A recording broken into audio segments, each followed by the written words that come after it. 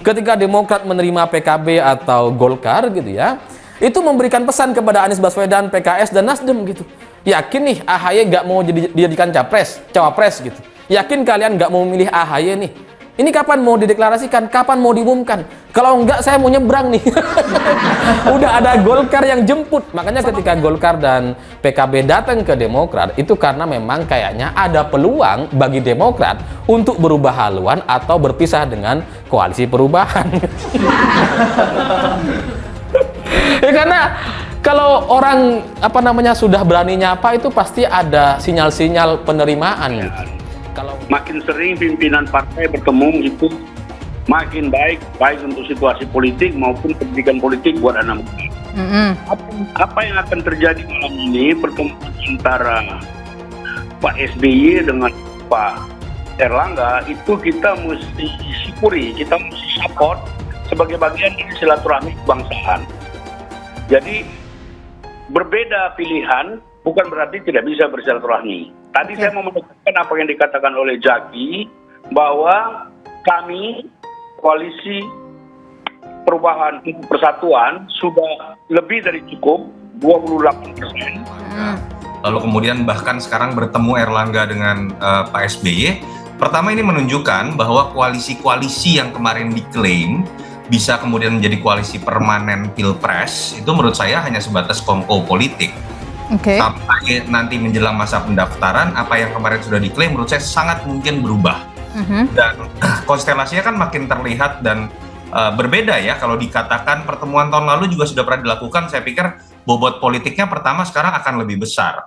Berkat pertemuan Erlangga SBY, AHY di atas angin, Anies terancam. Di koalisi perubahan, nama AHY selalu jadi bahan sindiran dan ejekan karena nggak punya prestasi, nggak punya pengalaman, cuma andalkan SBY. Tapi punya mimpi jadi wakil presiden, gagal di Pilkada DKI malah mau maju jadi cawapres.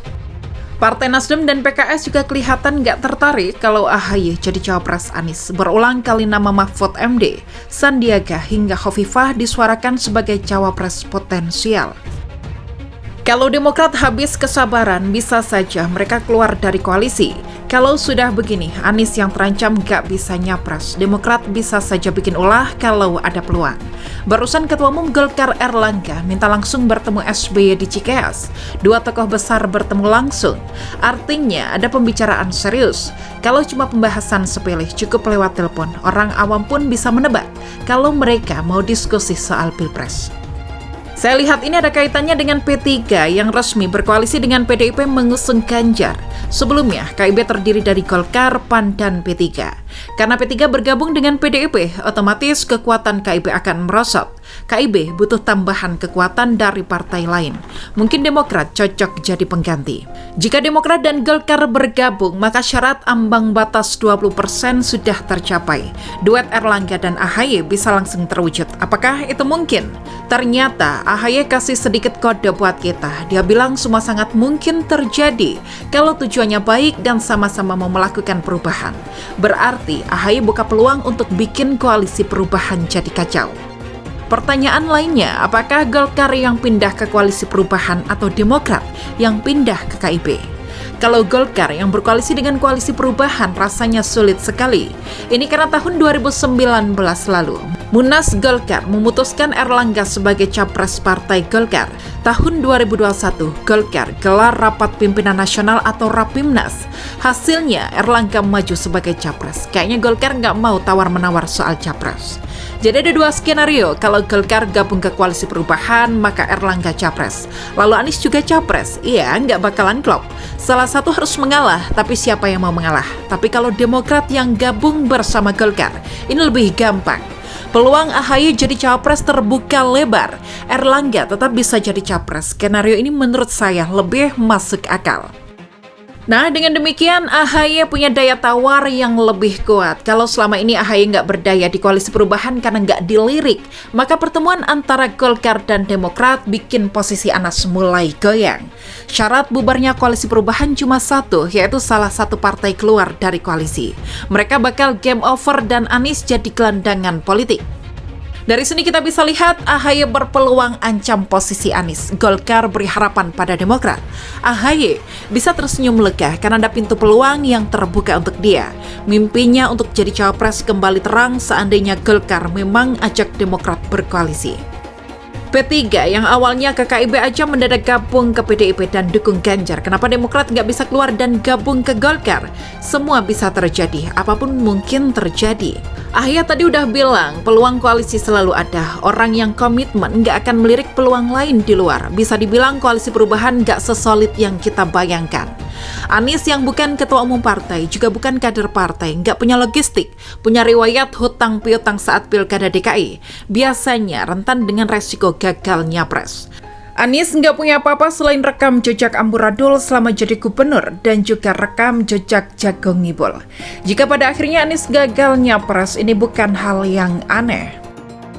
Kalau mau koalisi aman, Anies memang harus memilih AHY sebagai cawapres. Demokrat paling rentan dipengaruhi karena niat AHY untuk jadi cawapres. Golkar mungkin sedang merayu kalau Anies masih jual mahal, resikonya adalah jadi penonton di Pilpres. Mungkin akan ada perlawanan dari Nasdem dan PKS yang dari awal kurang setuju dengan nama AHY. Atau malah Anies mungkin kurang tertarik berduet dengan AHY. Dengan munculnya Golkar sebagai pihak ketiga, maka AHY di atas kertas bisa bikin Anies terperosok.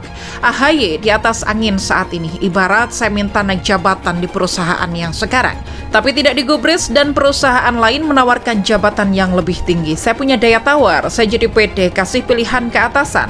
Apakah mau naikkan jabatan saya atau saya pindah ke perusahaan lain?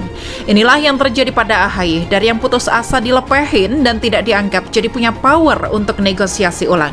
Anies yang pusing 7 keliling, Anies harus putar otak gimana caranya mempertahankan Demokrat supaya tidak minggat. Anies selain harus berhadapan dengan lawan tangguh yaitu Ganjar dan Prabowo, juga harus menjaga AHY agar Demokrat nggak ngambek lalu kabur. Jika Anies memang kurang srek dengan AHY dari awal, maka dia harus menghadapi perlawanan dari AHY. Mungkin mereka bakal saling gigit.